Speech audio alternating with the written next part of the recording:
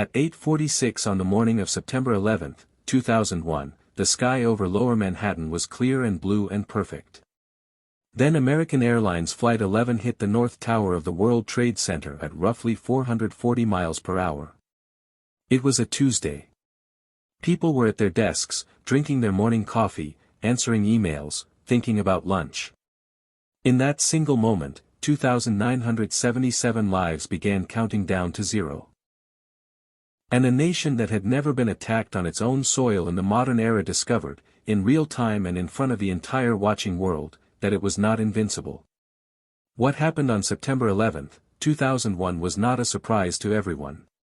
That is one of the most painful truths of that day. It was a surprise to the public.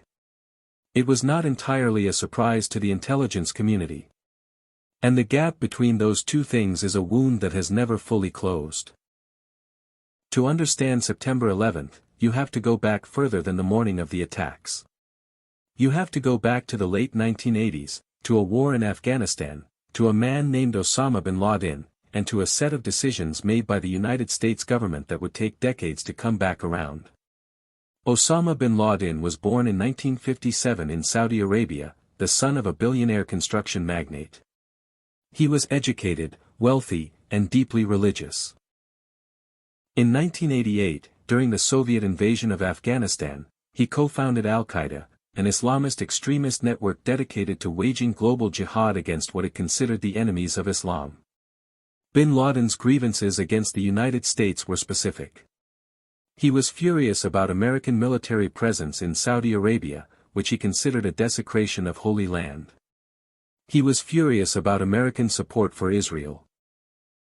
He was furious about American backing of Arab governments he considered corrupt and apostate. He wanted American power expelled from the Muslim world entirely. Throughout the 1990s, Al-Qaeda escalated its attacks against American targets. In 1993, a truck bomb exploded in the parking garage beneath the World Trade Center, killing 6 people.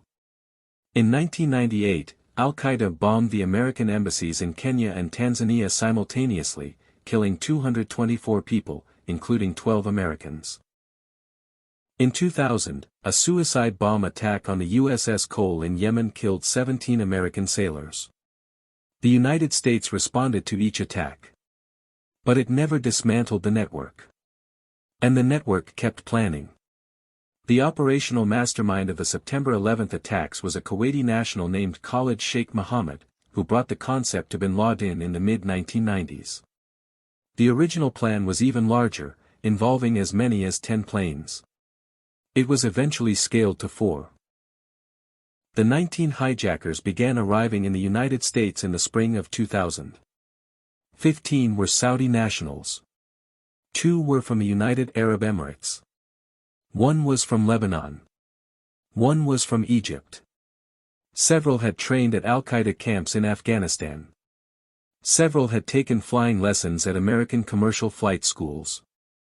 They lived quietly in apartments and motels, blending into American life, learning to fly large commercial aircraft. Learning to turn. But not to land. Multiple agencies had pieces of the puzzle. The CIA knew 2 of the hijackers, Nawaf al-Hazmi and Khalid al-Midhar, were Al-Qaeda operatives who had entered the United States. They did not share that information with the FBI in time. A Phoenix-based FBI agent sent a memo to headquarters in July 2001 warning about suspicious Middle Eastern men enrolled in American flight schools. The memo was not acted upon. A Minnesota flight school alerted the FBI about a student named Zacharias Moussaoui who had asked strange questions about flying commercial aircraft. The FBI arrested him but was denied a warrant to search his laptop. On August 6, 2001, President George W. Bush received a presidential daily brief at his vacation home in Crawford, Texas. The document was titled, in plain language that required no interpretation, Bin Laden determined to strike in U.S. It noted patterns of suspicious activity consistent with preparations for hijackings. It noted that Al-Qaeda members had been in the United States for years. The warning was acknowledged. No specific action was taken. On September 10, 2001, the evening before the attacks, several of the hijackers checked into hotels near the airports they would use the next morning. They shaved. They prayed. They ate a last meal. They were 19 men about to commit the deadliest terrorist attack in American history, and nobody stopped them. At 7:59 in the morning on September 11, American Airlines Flight 11 departed Logan International Airport in Boston, bound for Los Angeles. It was a Boeing 767 carrying 81 passengers and 11 crew members, loaded with 20,000 gallons of jet fuel for the cross-country flight. At 8:14, it was hijacked over central Massachusetts. 5 hijackers, led by Mohammed Atta, overpowered the crew. Atta took the controls. At 8:14, United Airlines Flight 175 also departed Logan, also bound for Los Angeles. It was hijacked 28 minutes later above northwest New Jersey. At 8:20, American Airlines Flight 77 departed Washington Dulles International Airport, bound for Los Angeles. It was hijacked over southern Ohio at approximately 8:54. At 8:42, United Airlines Flight 93 departed Newark International Airport, bound for San Francisco. It was delayed 42 minutes by runway traffic. That delay would matter enormously. At 8:46, Flight 11 struck the North Tower of the World Trade Center between the 93rd and 99th floors. The impact was catastrophic. Everyone above the point of impact was immediately cut off from escape. The stairwells were destroyed. The elevators were gone. Hundreds were killed instantly. Hundreds more were trapped on the upper floors of a burning skyscraper with no way down. For 17 minutes, the world watched the North Tower burn and tried to make sense of what had happened. Television cameras that had been covering New York's mayoral primary election were already on the scene. News anchors spoke carefully about a possible accident. A terrible accident. A freak accident. Then at 9:03 in the morning, United Airlines Flight 175 appeared in the sky on live television, banked sharply, and flew directly into the South Tower between the 77th and 85th floors. The accident theory died in that moment. This was not an accident. This was an attack. Inside the North Tower, a flight attendant named Betty Ong had been on the phone with American Airlines ground staff since 8:19, calmly and precisely describing what was happening aboard her hijacked plane. She stayed on that call for 23 minutes. She described the hijackers, their seat locations, the injuries to crew members, and the takeover of the cockpit. She remained composed until the end. Her voice recordings became a crucial part of the official account of what happened that morning. In the South Tower, a man named Rick Rescorla was already moving. Rescorla was a Vietnam veteran and the head of security for Morgan Stanley, one of the largest tenants in the building. He had warned his company for years that the World Trade Center was vulnerable to a terrorist attack. He had studied the 1993 bombing. He had run evacuation drills that his employers found excessive and disruptive. He had planned for exactly this. When the South Tower was struck, Rescorla grabbed a bullhorn and began leading Morgan Stanley's 2,700 employees down the stairwells, floor by floor, singing to keep them calm. He sang Cornish folk songs. He sang army marching songs. He told his people to keep moving and not to panic. He is credited with saving nearly all of them. When the last of his employees were out, he went back in to help more people. He was never seen again. At 9:37, American Airlines Flight 77 struck the western face of the Pentagon in Arlington, Virginia. The impact killed 125 people inside the building and all 64 people aboard the plane. The Pentagon, the nerve center of the most powerful military in human history, was on fire. Back in New York, both towers were burning. The fires were not ordinary fires. The jet fuel had ignited an inferno on the upper floors of each building, generating temperatures high enough to weaken the structural steel supporting the floors above. The engineers who designed the twin towers had accounted for many things. They had not fully accounted for this. On the upper floors of both towers, Hundreds of people faced a choice no human being should ever have to face. The heat and smoke were becoming unbearable. The floors below them were completely inaccessible. Some of them, dozens of them, made their way to the windows. Some of them jumped. People on the street watched it happen. Firefighters and police officers running into the buildings watched it happen. The cameras watched it happen. The footage still exists, and it is among the most devastating visual records in human history.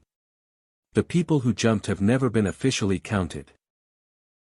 Their deaths were ruled homicides, caused by the impact of the planes, because the alternative, acknowledging that people chose to fall rather than burn, was a truth the official record found difficult to absorb. At 9:59 in the morning, the South Tower collapsed. It did not crumble gradually. It came straight down in approximately 10 seconds, the upper floors pancaking through the lower floors with a force and speed that nobody watching was prepared for. A massive cloud of gray dust and debris, pulverized concrete and glass and steel and everything that had been inside that building, exploded outward through the streets of Lower Manhattan. People ran.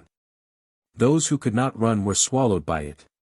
At 10:28, the North Tower collapsed. Between the two towers, more than 400 police officers and firefighters who had gone in to save people were killed when the buildings came down. They had been warned the buildings might fall. They went in anyway. That is what they were. That is what they chose to be on the last morning of their lives. Father Michael Judge, the chaplain of the New York City Fire Department, had been at the scene since the first plane hit. He was moving through the chaos, administering last rites, praying over the dead and dying. When the South Tower collapsed, falling debris struck and killed him. He was the first officially recorded fatality of September 11th. His fellow firefighters carried his body out of the rubble, through the smoke and the dust, and laid him in a nearby church. The photograph of that moment, 5 men in helmets and gear carrying a priest's body through the wreckage, became one of the most iconic images of that day. It captured something that statistics could not. The tenderness inside the devastation. But on that same morning, something else was happening 30,000 feet over Pennsylvania. The passengers of United Airlines Flight 93 had been on the plane for over an hour when 4 hijackers took control at 9:28. What those passengers had that the passengers on the other 3 flights did not have was time. Their flight had departed 42 minutes late due to runway congestion at Newark. By the time their plane was hijacked, the other attacks had already happened. And the passengers of Flight 93, using earphones and cell phones, were already talking to their families on the ground. They knew about the World Trade Center. They knew about the Pentagon. They understood, with terrible clarity, that their plane was not going to land safely somewhere while negotiators worked out a deal. They understood what kind of hijacking this was. And they made a decision. A passenger named Tom Burnett called his wife Dina 4 times from the plane. On his final call, he told her, "I know we're all going to die. There's 3 of us who are going to do something about it." A passenger named Jeremy Glick spoke to his wife for 25 minutes. She told him about the towers. He told her he loved her. He asked about their daughter. Then he said goodbye. A passenger named Mark Bingham called his mother. He said, "I love you. I'm on a flight from Newark to San Francisco and there are 3 men on board who have taken over the plane and they say they have a bomb." His mother asked if he knew who they were. He said he did not. A passenger named Todd Beamer could not reach his wife Lisa, who was pregnant with their 3rd child. He connected instead with a GTE phone operator named Lisa Jefferson. He told her calmly and precisely what was happening. He described the hijackers. He described the bomb one of them claimed to have. He asked her to call his wife and tell her he loved her and that he would be okay. Then he told Jefferson the passengers were going to try to take the plane back. Before he put down the phone, the operator heard him recite the 23rd Psalm. "The Lord is my shepherd. I shall not want." Then she heard him speak to the passengers around him. Then she heard him say, are you guys ready? Okay. Let's roll. The passengers stormed the cockpit. Using a food cart as a battering ram, they fought their way forward. The hijacker pilot, Ziad Jarrah, rolled the plane violently left and right to knock them off their feet, then pitched it up and down, trying to hold them back. The cockpit voice recorder captured the sounds of the struggle. It captured the voices of the hijackers discussing whether to crash the plane immediately. It captured the passengers breaking through. At 10:03 in the morning, United Airlines Flight 93 crashed into a field near Shanksville, Pennsylvania at 563 miles per hour. The impact was so violent that the largest piece of debris recovered was 8 inches long. Everyone on board was killed instantly. The plane was approximately 20 minutes by air from Washington when it went down. The intended target was almost certainly the United States Capitol building. Vice President Dick Cheney, who had issued an order to shoot the plane down if it entered Washington airspace, was told it had already crashed in Pennsylvania. He said quietly, "I think an act of heroism just took place on that plane." He was right. 40 ordinary people, with no weapons, no training, no military experience, and no hope of surviving, chose to fight back anyway. They did not save themselves. They saved everyone else. The final death toll, not including the 19 hijackers, was 2,977 people. They came from 90 nations. They were office workers, firefighters, flight attendants, soldiers, cooks, security guards, janitors, stockbrokers, and parents. The youngest victim was a 2-year-old girl named Christine Lee Hansen, who was on United Flight 175 with her parents. The oldest was a retired Army veteran named Robert Norton, who was 85 years old. They were people who went to work or boarded a plane on a clear Tuesday morning and did not come home. In the days that followed, the United States came to a kind of stunned, grief-drenched standstill. The stock market closed for 6 days. Airspace over the entire country was shut down. Missing persons posters covered the walls of hospitals, bus stations, and lamp posts across New York City. Thousands of families spent days waiting for a phone call that never came. On September 14, President George W. Bush stood at Ground Zero with a bullhorn, surrounded by exhausted firefighters and rescue workers still digging through the rubble. Someone in the crowd shouted that they couldn't hear him. He called back, "I can hear you. The rest of the world hears you. And the people who knocked these buildings down will hear all of us soon." Within weeks, the United States launched military operations in Afghanistan, targeting Al-Qaeda and the Taliban government that had harbored them. The war in Afghanistan lasted 20 years, becoming the longest war in American history, ending in 2021 with a chaotic withdrawal and the Taliban back in power. The broader war on terror reshaped American foreign policy, domestic surveillance law, airport security, immigration policy, and the fundamental relationship between the government and its citizens in ways that are still being felt and debated today. Osama bin Laden evaded capture for nearly a decade, hiding in Pakistan while 2 American wars burned in his name. On May 1, 2011, United States Navy SEALs raided a compound in Abbottabad, Pakistan, and killed him. He was 54 years old. President Barack Obama announced his death to the nation late that night. Crowds gathered outside the White House and in Times Square. The aftermath of September 11 also produced a quieter, slower crisis that the public took years to fully acknowledge. The first responders, firefighters, police officers, and rescue workers who spent weeks and months at Ground Zero breathing the toxic air of the smoldering pile developed cancer, respiratory disease, and neurological conditions at devastating rates. For years they fought for healthcare coverage and were repeatedly denied or delayed by Congress. A comedian named Jon Stewart and a construction worker named John Field spent years testifying before Congress on their behalf, shaming the government into action. The James Zadraga Act, which funded long-term healthcare for first responders, was passed in 2010, reauthorized in 2015, and made permanent in 2019. Hundreds of first responders died waiting for it. The September 11th memorial opened on the 10-year anniversary of the attacks, on September 11, 2011. It occupies the footprints of the Twin Towers. Two enormous reflecting pools, surrounded by the names of all 2,977 victims carved in bronze, sit in the place where the towers once stood. 30-foot waterfalls fall continuously into each pool, into a void at the center that you cannot see the bottom of. It is one of the most quietly devastating places on Earth. There is a tree at the memorial called the Survivor Tree.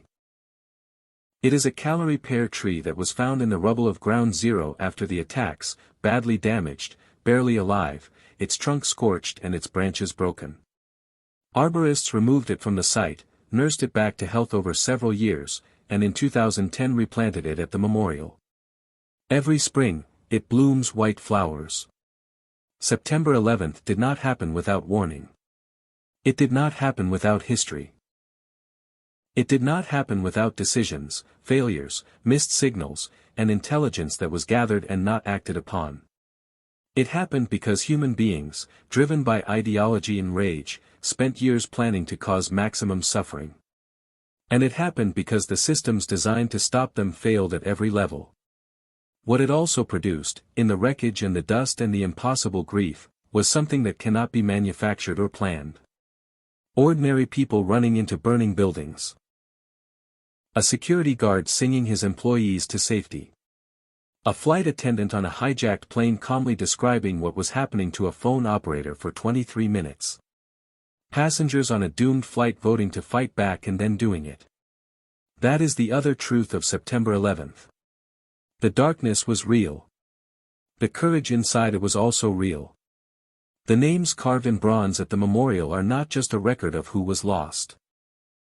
They are a record of who we were, at our worst and at our best, on one clear Tuesday morning in September. We carry both of those things forward. We have no other choice. This has been Broadcast History. If you would like to tune into more content like this, don't forget to subscribe. Thank you.